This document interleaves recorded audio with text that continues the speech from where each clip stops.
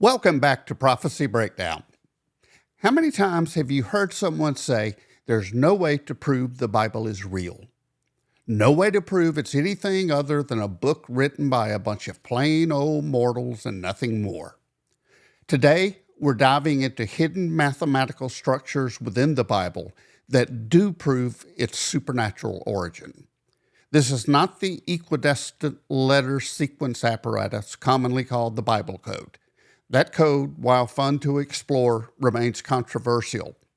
Instead, we'll be looking at the heptadic structure, intricate patterns based on the number 7. The term heptadic comes from the Greek word for 7, hepta. In the Bible, the number 7 symbolizes completeness and perfection. What you will learn here today is indisputable.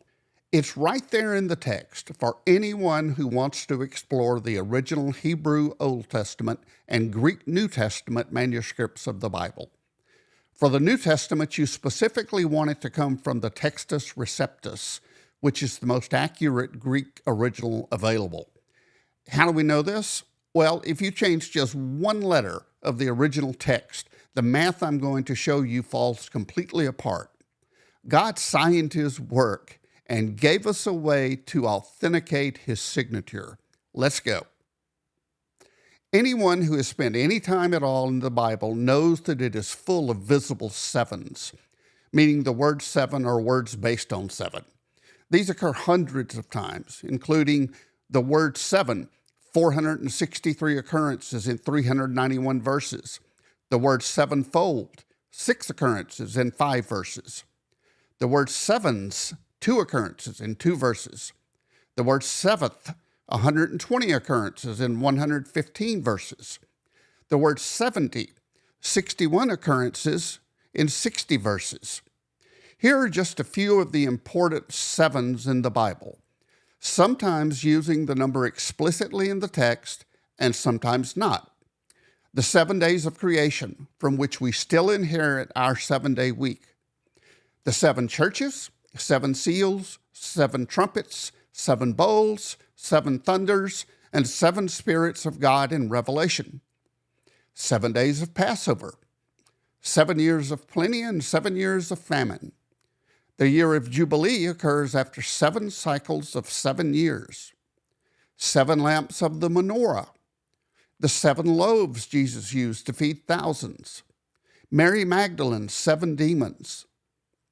There are actually a couple hundred of these, which already puts us into rarefied territory, but this still doesn't even touch the significance of 7 in the Bible.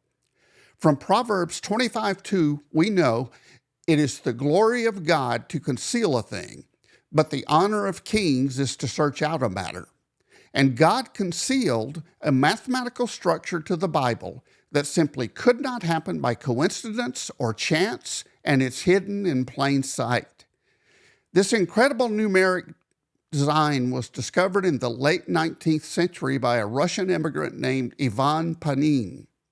Panin, a brilliant mathematician who graduated from Harvard about the time he switched from agnosticism to Christianity, spent 50 years meticulously analyzing the original Hebrew and Greek text of the Bible. During this research, he unlocked a whole world of numerical patterns that are far too complex to be accidental. As we go forward, you'll find that even with the aid of computers and AI, these patterns are so deep that I couldn't replicate them today, even with the help of technology, at least not in a way that generates anything other than gibberish. We can't cover all of Panin's findings in one episode because I don't think you guys want to watch an episode that goes for days. So in the first episode on the mind-blowing structure of the Bible, we'll focus on one particular passage of great importance, Matthew's genealogy of Jesus, which happens to be the opening of the New Testament. This genealogy is found in Matthew 1 through 17, and is divided into 3 groups of 14 generations, for a total of 42 generations, of course, evenly divisible by 7. But the stunning element is within those verses, where seemingly ordinary words and phrases and names reveal incredible heptadic structures. Hang on tight, because if you haven't studied this issue before, your mind is about to be blown. Here's just a taste of his findings in Matthew 1 through 17. Words function as nouns exactly 56 times. The word "the" occurs most frequently in the passage, also 56 times. The number of different forms in which the article "the" occurs is 7. The number of Greek vocabulary words used is 49. Of these 49 words, the number of those beginning with a vowel is 28. The number of words beginning with a consonant is 21. The total number of letters in these 49 words is exactly 266, which is 7 times 38. The number of vowels among these 266 letters is 140. The number of consonants is 126. Of these 49 words used, the number of words which occur more than once is 35.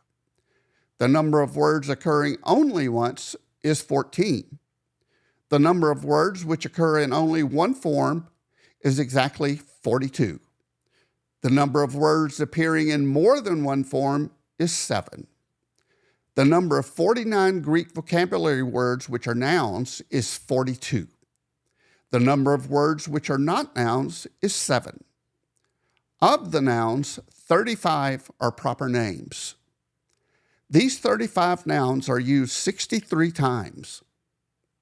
The number of male names is 28. These male names occur 56 times. The number which are not male names is 7. 3 women are mentioned: Tamar, Rahab, and Ruth. The number of Greek letters in these 3 names is 14. The number of compound nouns is 7. The number of Greek letters in these 7 nouns is 49.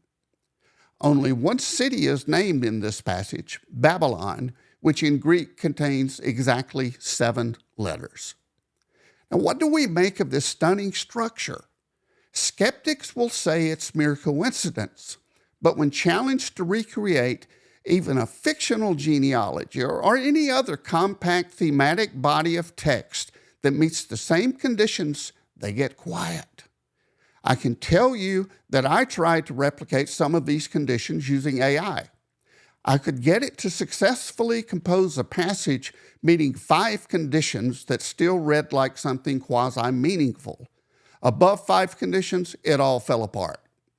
Now, I know today's AIs are in their infancy, but remember that what they cannot do, despite billions of dollars of resources being spent to develop them, one tax collector did 2,000 years ago. No computer.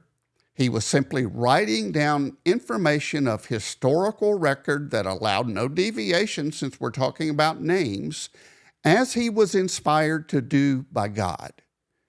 These patterns go on, and they're not found only in this one tiny portion of the Bible.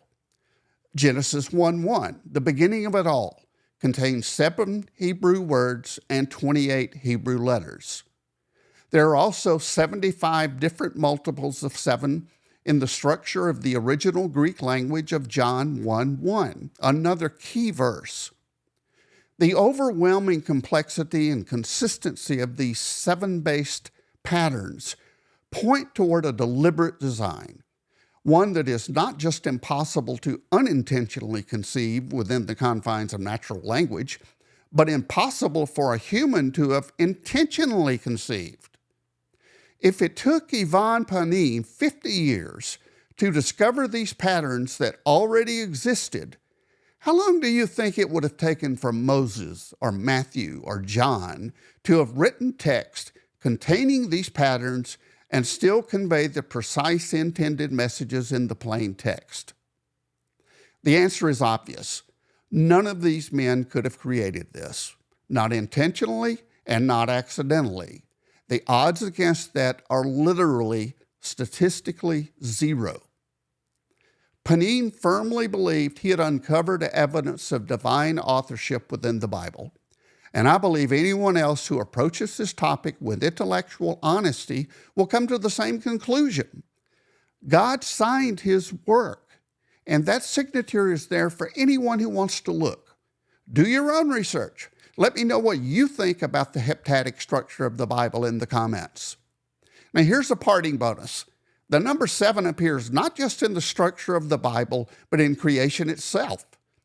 A rainbow typically has 7 observable colors. There are 7 continents on Earth. In music, the diatonic scale is 7 notes. The cycles of the moon last for 28 days, with each phase evolving over a period of 7 days. The Big Dipper is made up of 7 stars. 7 is a prime number, meaning it can only be divided by 1 and itself without leaving a remainder. It's the only number between 2 and 10 that is neither a multiple nor a factor of the others. Finally, a ladybug typically has 7 spots. Did you notice that I just gave you 7 ways that 7 appears in nature?